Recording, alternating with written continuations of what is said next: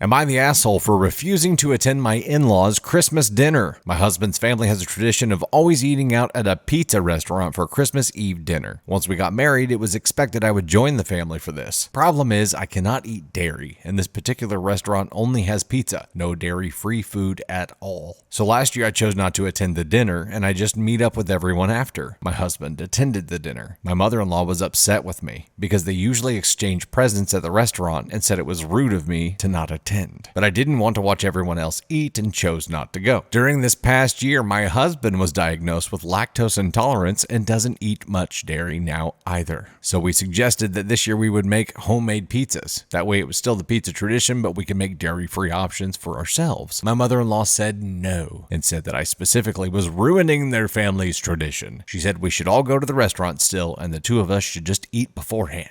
I still have no interest in watching everyone else eat. My husband and I are refusing to join them and are instead making plans to spend Christmas Eve with my family. We were told that we are ruining Christmas for the whole family. I'm starting to wonder if I'm being too stubborn and we should just go to the restaurant to make everyone else happy. So I'd like to know, am I the asshole for refusing to go to dinner? Edit, to answer the two common questions coming up, I have an allergy, not just an intolerance. Also, we have called the restaurant and there is dairy in their crust and sauce, so they cannot guarantee any dairy-free options. Oh, God.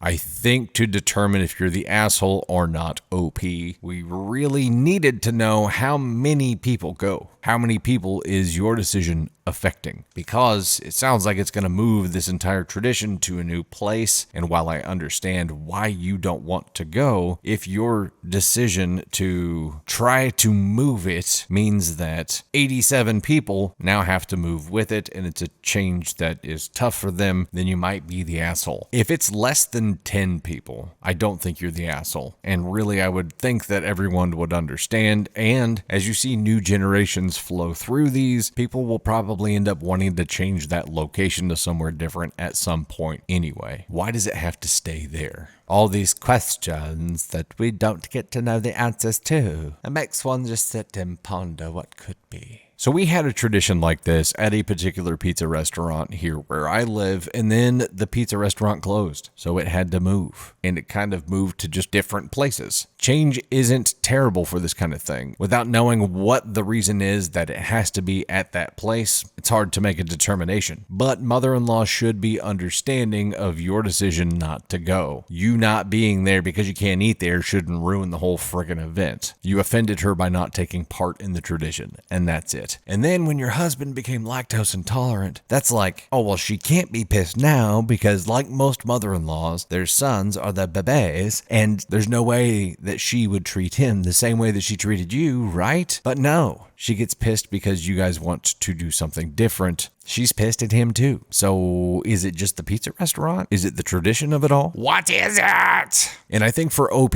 for them to determine if they're being the asshole or not, and to determine if it is possible to pivot this to a new location, they need to talk to more than just mother-in-law that is within this group that attends that party and would be moving to your house with it or wherever it is that the homemade pizzas will be made. If no one else thinks it's a big deal and it's just mother-in-law, then no, you're not the asshole. If everybody is resistant to it, there's probably a good reason for it, and you might be the asshole. I don't think there's anything you could have done differently here, except for maybe bring your own food and clear it with the restaurant ahead of time so that you could go to this restaurant and you could eat and not just have to watch everyone else eat. That is the only potential path that I think you missed here that you could have pursued if you really wanted to check all boxes for all parties. Woulda, coulda, shoulda, I guess.